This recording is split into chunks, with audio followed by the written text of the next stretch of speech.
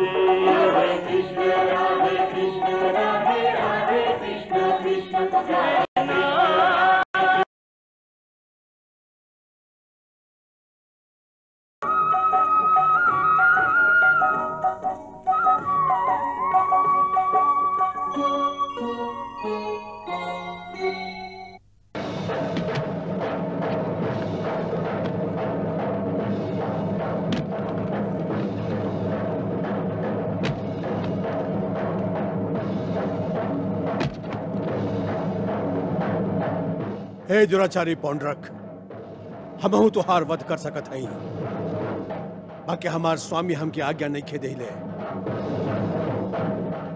पौंड्रक, तू भगवान श्री कृष्ण के अपराधी बाड़ा और तुहार अंत वहां के ही हाथ से निश्चित था। वो कृष्ण हमार पौंड्रक नगरी के ध्वस्त कैलस हा। हम स्वयं जाके ओकर द्वारिका के उठा के समुद्र में फेंक देव। ना वासुदेव, हमरा होखत आप ही तुच्छ काम करी, ईता आपके अभिमान और हमार मित्रता के अपमान हा। वासुदेव, शेर के मुकाबला शेर से होखेला, शेर कोनो चूहा से ना लड़ेला। हाँ वासुदेव, हाँ। कृष्ण आपन वानर भेजले रहे, अब आप आपन वानर भेज के ओकर द्वारिकापुरी के ध्वस्त कर दीही। बस यह न्याय होई। वाह हलधारी, वाह वाह, कहा न्याय के बात कैले बाड़ा। वाह, वानर के उत्तर में वानर।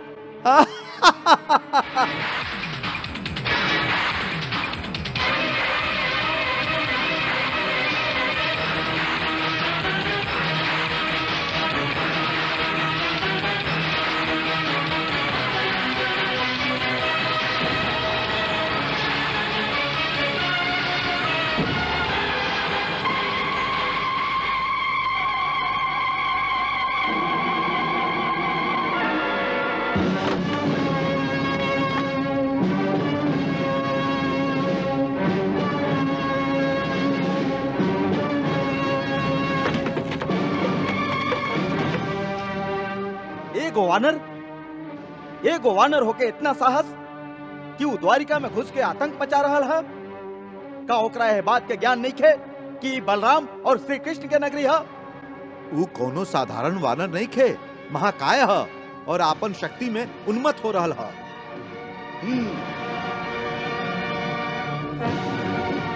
वो वानर होखे या दानव, जरूरे होकर मृत्यु हमार हाथ से लिखल है। हमार द्वारका वासियन की सुरक्षा खातिर हमके यह वानर के नाश कर ही के पड़ी। चली दाऊ भैया, हम यह वानर के अभय ठीक कर देते हैं। कन्हैया, एगो वानर से लड़े खातिर तू स्वयं चलबा? उ पागल वानर के होश ठिकाने लगावे खातिर तो हम अकेले ही काफी हैं। बाकी दाऊ भैया। का बाकी कन्हैया? का तो के हमारी शक्ति पर विश्वास ना रहल कन्हैया? तू चिंता मत कर कन्हैया, हम अभी गईली और वो वानर के वध करके अभी आईली।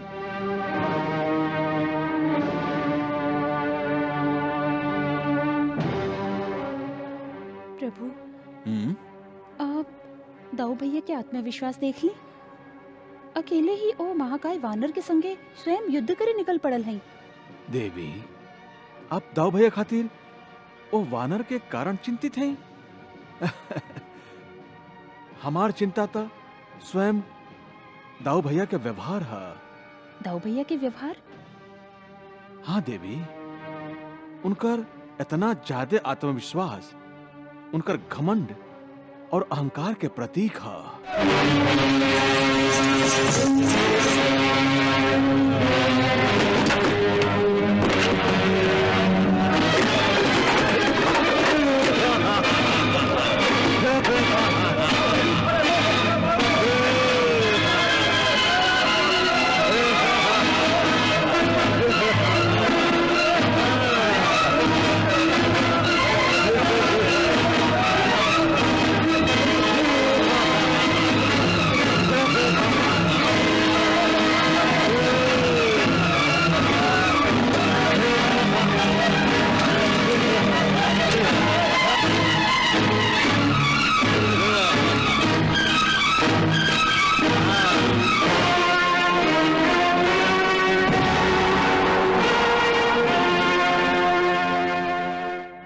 वानर, के बाड़ा तू?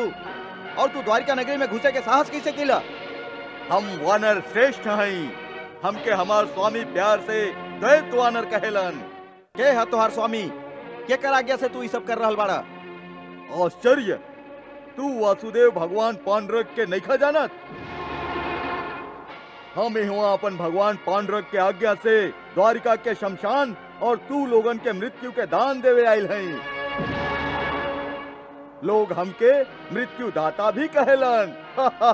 हे मूर्ख, पागल और उन्मत्त बानर, तोहार झूठा भगवान तोहार झूठा प्रशंसा करके तोके मृत्यु के आग में झोंक ले बा।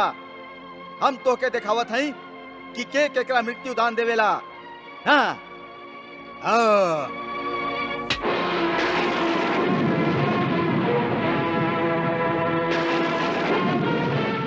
हे मायावी वानर, हम तोके एगो और मौका देते हैं।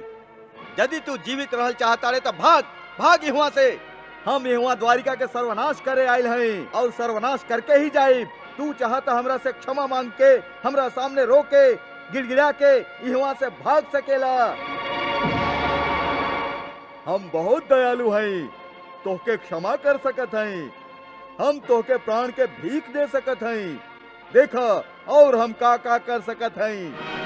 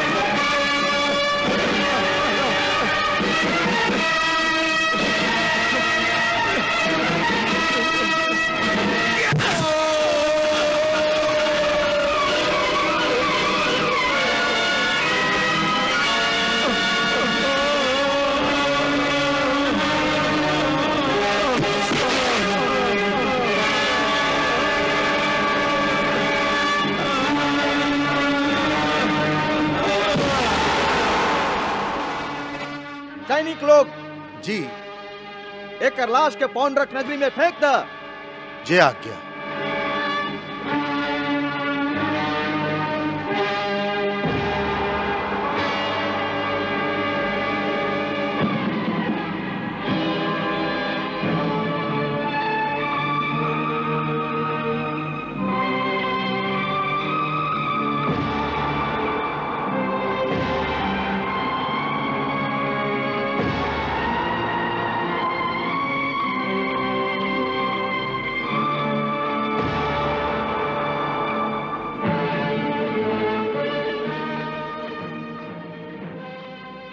देख लीजिए महाराज, श्री कृष्ण से टकराए के परिणाम। चुप तारा, चुप। हमार मित्र सुत रहा हा और तू हल्ला कर रहा हो। सुते दा एकरा के, सुते दा। भगवान वसुदेव, द्वैत मर चुकल है।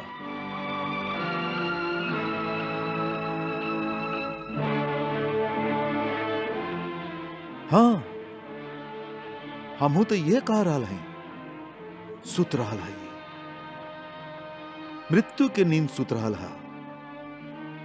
उ ग्वाला कृष्ण एकरा के सुता दिलस। उ ग्वाला कृष्ण। हाँ वासुदेव, हाँ, हम लोग बहुत बड़ भूल कैली और ये भूल हम लोग के बहुत महंगा पड़ल। बाकी अब हमें भूल फिर ना करब। हाँ वासुदेव, हाँ, अब हम ओ कृष्ण के एक एक करके सभे के निगले के अवसर ना देव। हम सभे मिलके उ ग्वाला कृष्ण के जंगली कुत्ता के लेखा घेर ले और फिर ओकर विनाश कर देव। तू लोग अब तक आपन मनमानी करत रहला, बाकी अब हम तू लोगन के ए नाटक के तमाशा न देख सकी। चुप रह तारा, चुप रहा। ई वानर कोनो मृत्यु के नाटक ना कर रहा हा। झूठ मूठ आंख बंद करके नहीं खे सुतल। हाँ, ई देखा देखा देखा, ई सचमुच मर गई हा। हाँ, जानत है श्री कृष्ण द्वैत के दंड देले बाड़न, उ मर गईल ह। एकर मरल नाटक नहीं खे। तब तू कौन नाटक के बात कर रहा हो तारा? हाँ, आपके भगवान वासुदेव होके के नाटक के बात कर रहल हैं हम। हाँ, हम वासुदेव हैं, भगवान हैं। हम भगवान हैं। हाँ, आप भगवान हैं तो आपन मित्र के लाश पर आंसू काहे बहा रहल हैं? खाली आपन उंगली उठा के द्वैत के ठाड़ होके के संकेत काहे न कर रहल हैं? देखा ही आपन लीला, द्वैत के जीवित कर दी। तारा, वासुदेव, वो कृष्ण आपन माया से आपके ही घर में आपके विरोधी पैदा कर दे रहा। हाँ, इससे पहले क्यों कृष्ण आपन माया से हमार सगरे पांडरक नगरी के हमरा विरुद्ध कर देबे। हम आपन सबसे बड़ विरोधी, आपन सबसे बड़ शत्रु के विनाश कर दे, नष्ट कर दे। बुकरा हलधारी, तू आपन हल तैयार करा और हम आपन माया दिखावत हई। काशीराज, आपन सेना के आदेश दें कि हमरा संगे द्वारिका पर चढ़ाई करे के तैयारी करास। हम दैत्य के मृत्यु के बदला जरूर लेब। हाँ वासुदेव, हाँ। बाकी आप भी आपन दिव्य अस्त्र शस्त्र धारण कर ले ही। यदि आप द्वारिका पर चढ़ाई करे से पहले यज्ञ करके अपना आप के दिव्य अस्त्र से सुसज्जित कर ले ही तो हमार विजय सुनिश्चित है वासुदेव। हाँ दाऊ भैया, हम जरूर यज्ञ करब और अपन दिव्य अस्त्र के धारण करब। हाँ।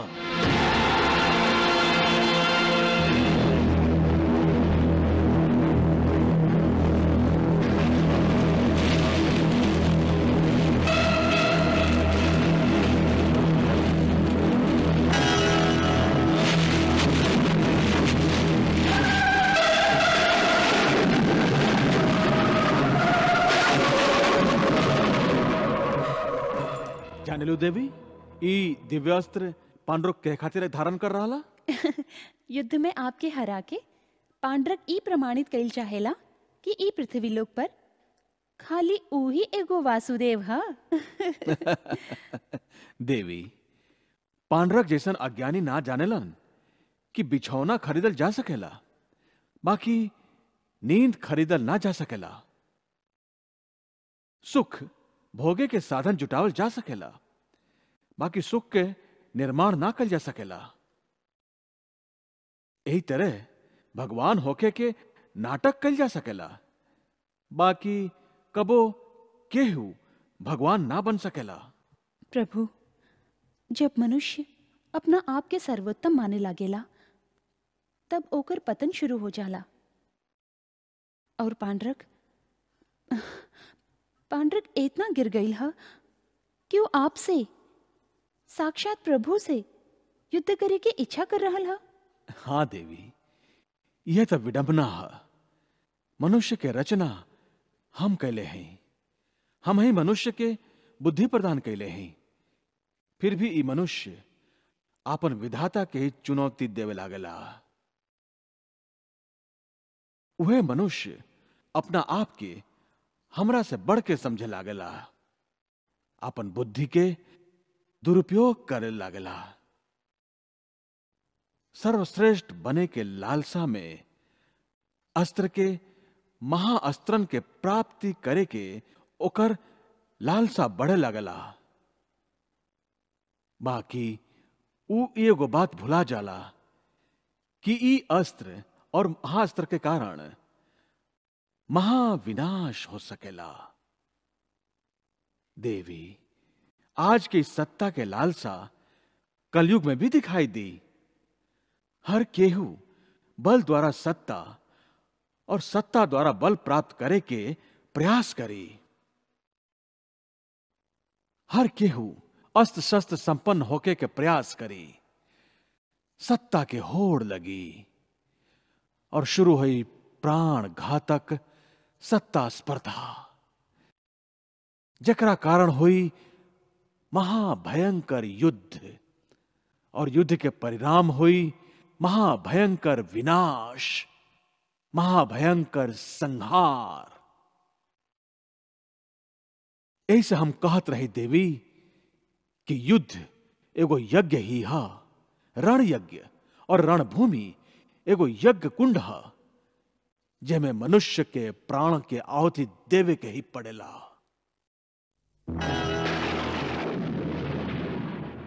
हे यज्ञ देवता, हम वासुदेव भगवान पांडुरंग द्वारिका पर आक्रमण करके उस झूठा कृष्ण के वध करे जा रहा हई।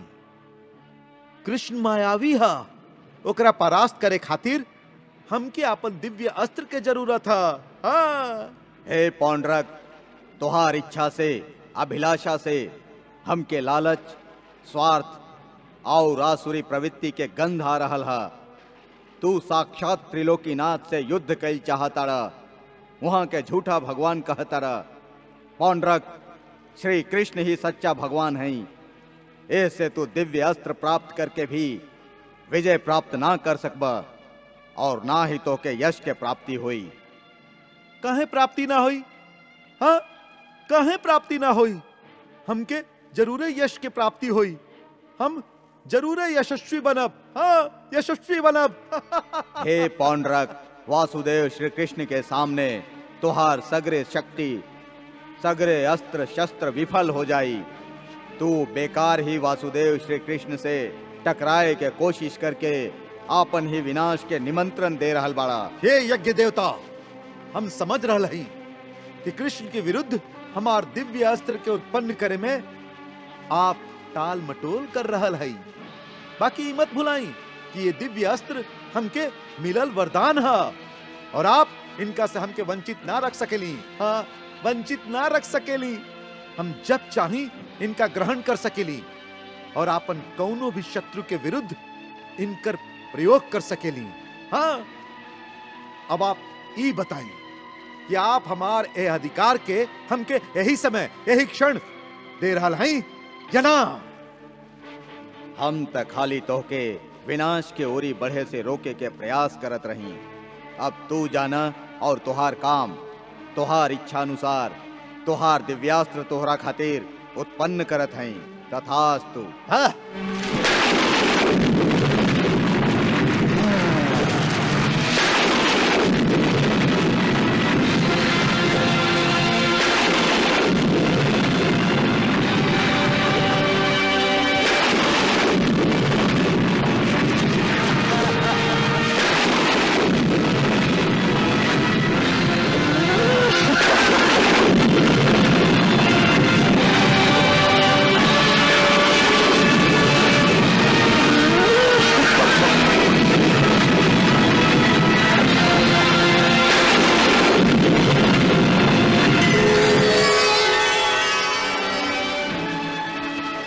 भगवान वासुदेव पौंड्रक के, भगवान वासुदेव पौंड्रक के, भगवान वासुदेव पौंड्रक के, भगवान वासुदेव पौंड्रक के, भगवान वासुदेव पौंड्रक के, भगवान वासुदेव पौंड्रक के, भगवान वासुदेव पौंड्रक के।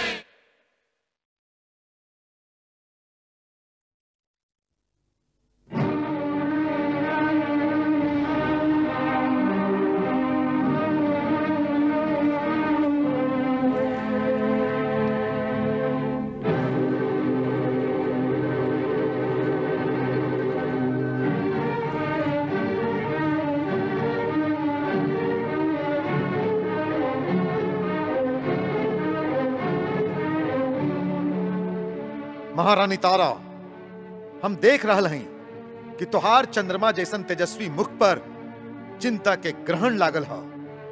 जैसे कि तू हमके युद्ध भूमि में ना, शमशान भूमि पर जाए खातिर विदा कर रहल हो। महारानी तारा, तू कौनो साधारण योद्धा के पत्नी नहीं खू, तू स्वयं भगवान के धर्म पत्नी हो। हाँ, भगवान के धर्म पत्नी, जिनकर एक हाथ में मृत्यु तो एक हाथ में जीवन है। ऐसे वो झूठा वासुदेव कृष्ण हमार कुछ न बिगाड़ सकेला, कुछ न बिगाड़ सकेला। क्षमा करी स्वामी, मृत्यु केहू के मित्र ना होखेला और मनुष्य के अवतार में सभे प्राणियन के लेखा भगवान के भी मृत्यु के स्वाद चखे के पड़ेला। हाँ, तू ठीक कहा तारू, तू ठीक कहा तारू तारा। भगवान के भी मानव शरीर त्यागे के पड़ेला, मरे के पड़ेला। बाकी यदि भगवान मरेलन तो खाली आपन इच्छा से। हाँ, आपन इच्छा से। हम ए युद्ध में मरल नहीं की चाहत। हम कृष्ण के मार के लौटब, आपन हाथ से होकर चिता जराइब। ऐसे आपन मुखमंडल से चिंता के काली घटा के हटा दा। अरे ये चिंता, निराशा, मृत्यु के भय था हमार शत्रु कृष्ण के पत्नी सबके होके के चाहिए, ना कि वासुदेव भगवान पांडरक के पत्नी के। कृष्णा